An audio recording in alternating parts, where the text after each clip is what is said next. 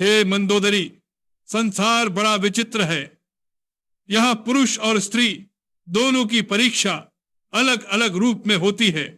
पुरुष के जीवन की सबसे बड़ी कसौटी है उसका संघर्ष, और स्त्री के जीवन की सबसे बड़ी कसौटी है उसका ऐश्वर्य। इसलिए कहा गया है कि गरीबी पुरुष को और अमीर स्त्री को नंगा कर देती है।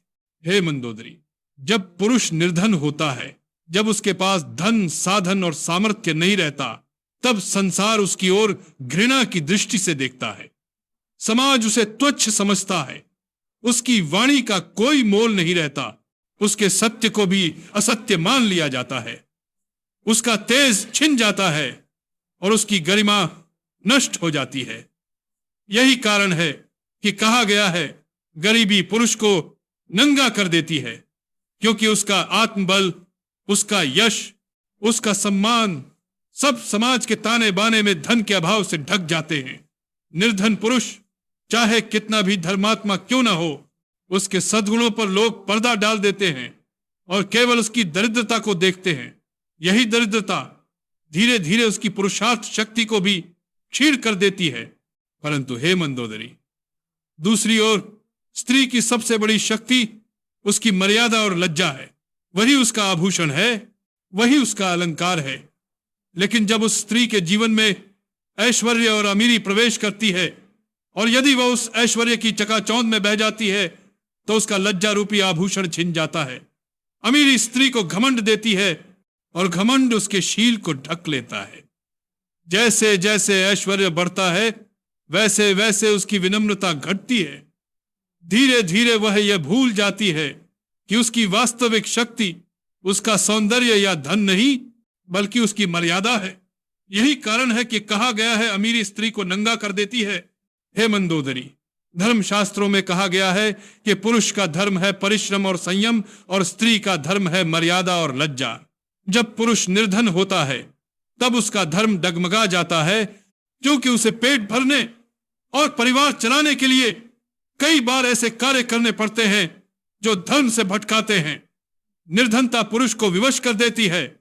उसका विवेक और साहस दोनों कमजोर पड़ जाते हैं।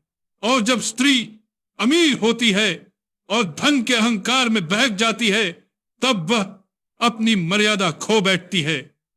वह अपनी लज्जा से दूर हो जाती है और अपने शील को त्याग देती है। हे मंदोदरी, देखो तो इतिहास में कितने ही उदाहरण मिलते हैं। राजा हरिश्चंद्र जब दरिद्र हुए, तो उन्हें अपने धर्म की रक्षा के लिए विकट परीक्षा देनी पड़ी। समाज ने उन्हें उपहास का पात्र बनाया, परंतु उन्होंने धर्म का साथ नहीं छोड़ा। यही धर्म की कसौटी है कि दरिद्र पुरुष भी यदि धर्म पर अडिग रहे, तो संसार के सामने वह पुनः पूज्य बनता है। और दूसरी ओर देखो उन स्त्रियों को जिन्होंने ऐश्वर्य की लालसा में अपनी मर्यादा त्याग दी। वे चाहे राजमहलों में क्यों न रहती हों, परंतु उनके नाम इतिहास में आदर से नहीं लिए जाते।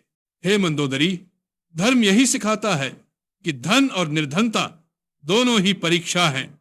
निर्धनता पुरुष के साहस और धैर्य की परीक्षा है, और अमीर स्त्री की लज्जा और मर्यादा की। पुरुष यदि दरिद्र होते हुए भी सत्य और धर्म पर अडिग रहे, तो वह सच्चा वीर है। स्त्री यदि अमीर होते हुए भी विनम्रता और लज्जा को धारण करे, तो वह सच्ची देवी है। इसलिए हे मंदोदरी, समझो कि संसार में न तो निर्धनता कलंक है और न ऐश्वर्य अभिशाप है। कलंक तब है जब निर्धन पुरुष अपने धर्म से गिर जाए, और अभिशाप तब है जब अमीर स्त्री अपनी मर्यादा त्याग दे। गरीबी और अमीरी केवल परिस्थितियां हैं, लेकिन इन परिस्थितियों में मनुष्य का आचरण ही उसके वास्तविक स्वरूप को उजागर करता है।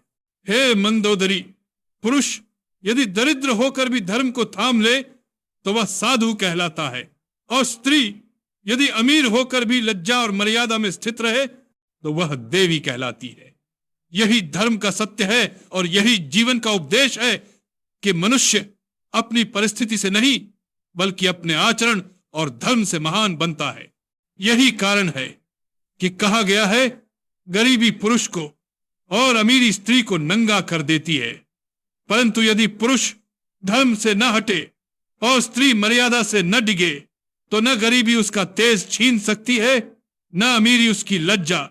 यही मेरा उपदेश है और यही धर्म का मर्म है।